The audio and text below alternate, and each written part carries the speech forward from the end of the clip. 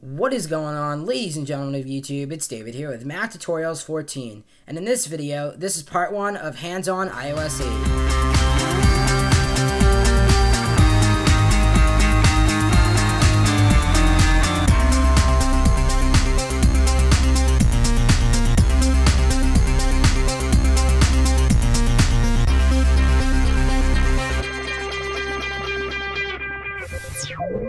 Alright guys, so as you guys can see, I do have my device.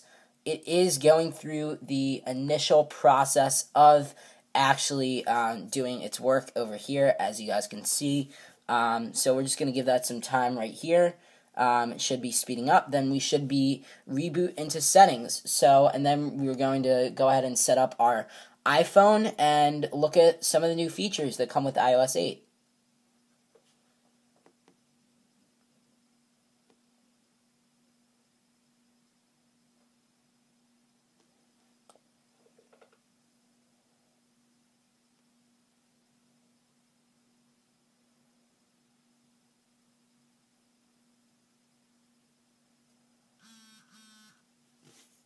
Alright guys, so let's go ahead and unplug our device from the computer while it boots.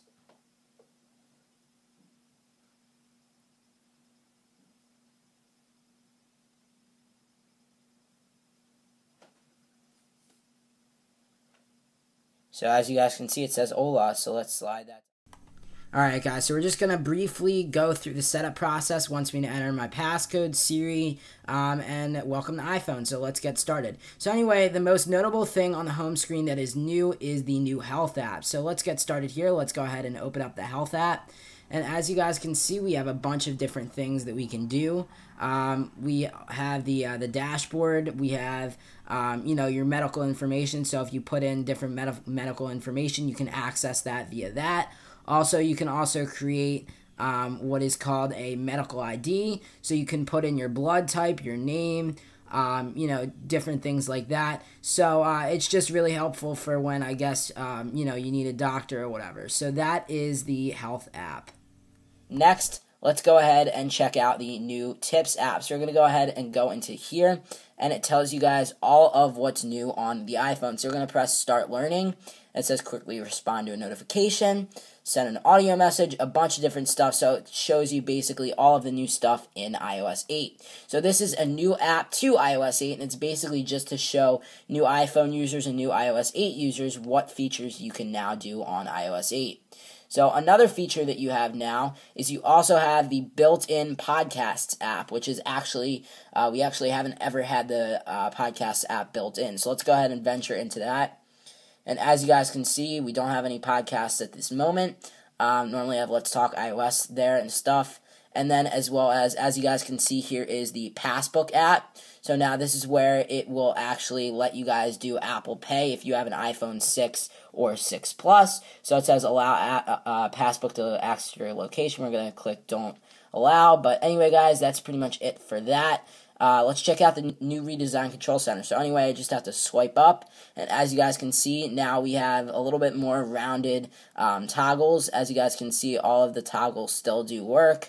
If I, use the calculator, it'd bring me into the calculator and stuff like that. Another thing is if we double tap, we now have our recent contacts over here. You can see since I just newly restored to iOS 8, I don't have any recent contacts here, but there are actually recent contacts. So let's go ahead and venture into the camera app. So now, as you guys can see, we can go ahead and look over here, and we have time lapse, as you guys can see. So this is a brand new feature.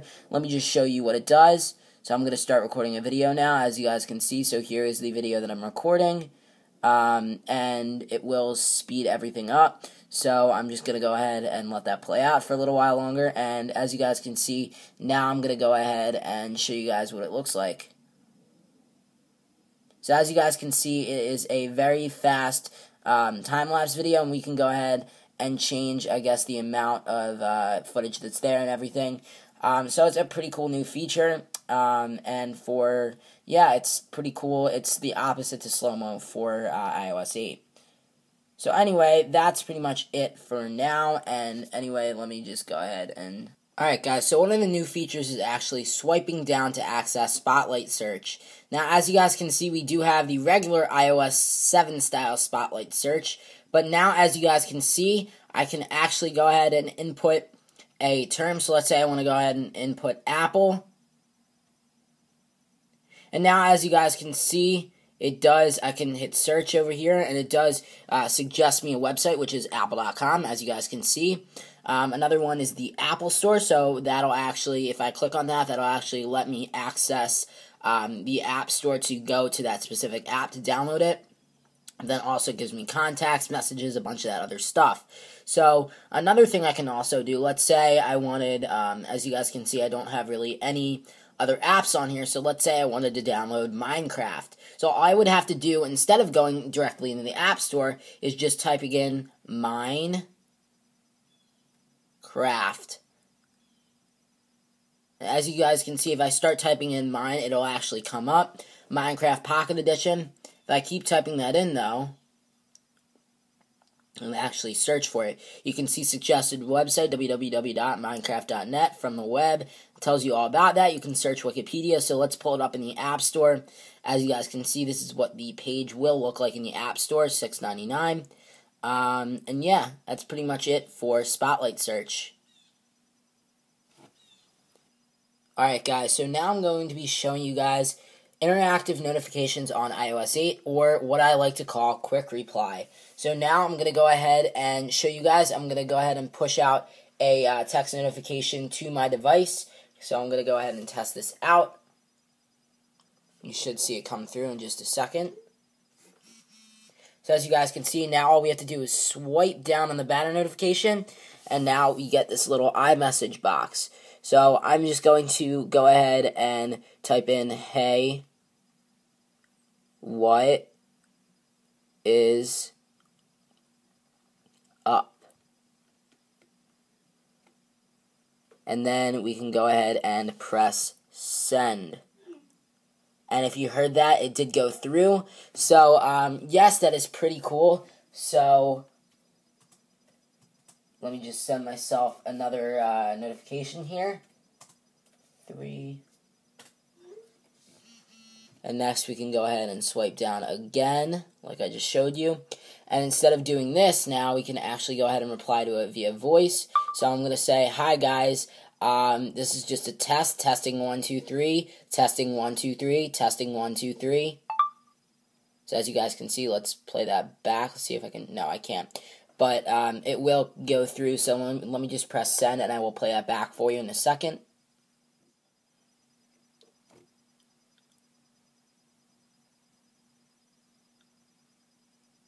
I'm going to say, hi guys, this is just a test, testing 1, 2, 3, testing 1, 2, 3, testing 1, 2, 3. Alright guys, so that is basically it for iOS 8 quick reply. Alright guys, so the next feature I'm going to be showing you guys today is keyboards, is third-party keyboards. So what I'm going to be doing today is I'm going to show you guys how to install them. So anyway, what we want to go ahead and do is go into the App Store. Now, once we're at the App Store, you can pick anything you want. Now, just for example, I'm going to just pick SwiftKey. Now, you can pick one that costs 99 cents, one that is free, whatever you want, but I'm going to pick SwiftKey because it is one of the top and it is free. So I'm going to go ahead and download that, and it might ask me to input my pen. No, it doesn't look like it did. So let's just wait until... So we're just going to speed this up while it downloads. Okay, so once SwiftKey is done installing, we can just tap and open it. And as you guys can see, it kind of gives you a video tutorial, a video walkthrough on how to use this keyboard. So it says the keyboard that learns from you. So SwiftKey Cloud, we're going to tap Not Now. Not Now. So it actually shows you how to actually add this keyboard. So what we're going to go ahead now is we're going to go ahead. So we're going to go into Settings, General, and then scroll down until you can find keyboards. So as you guys can see, it says keyboard here. So you go ahead and press that. And next, as you guys see, it should say 2 keyboards. So next, tap that. It should say English and emoji. And next thing we're going to want to do is press add new keyboard. Now, once we do this, you will see a new section, as you guys can see, called third party keyboard. So right there, it says when using one of these keyboards, the keyboard can access all the data you type. So we're just going to go ahead and press Swift key. And next says multiple languages. So what we have to go ahead and do is go ahead and tap on this. And next, toggle on allow full access. Next, tap allow. And then once we do that, we can go ahead and test out our new keyboard. So now, once again, trying out the new reply feature, I'm going to go ahead and send myself another test notification. So I'm going to say testing. I'm going to send myself. Alright guys, so then after that, as you guys can see, I'm going to send myself another text notification. As you guys can see, it says test. So we can go ahead and reply back to that via, all you have to do to reply back to that with this new keyboard we installed is go ahead and tap the world icon as long as you have it enabled in settings in full access. Go ahead and toggle that on once. It should throw you over to the emojis if you have that installed. Then go ahead and tap on it once more, and then you should see this new keyboard pop up. So anyway, now I can actually go ahead and swipe this. So let's say I wanted to swipe and say, hey guys,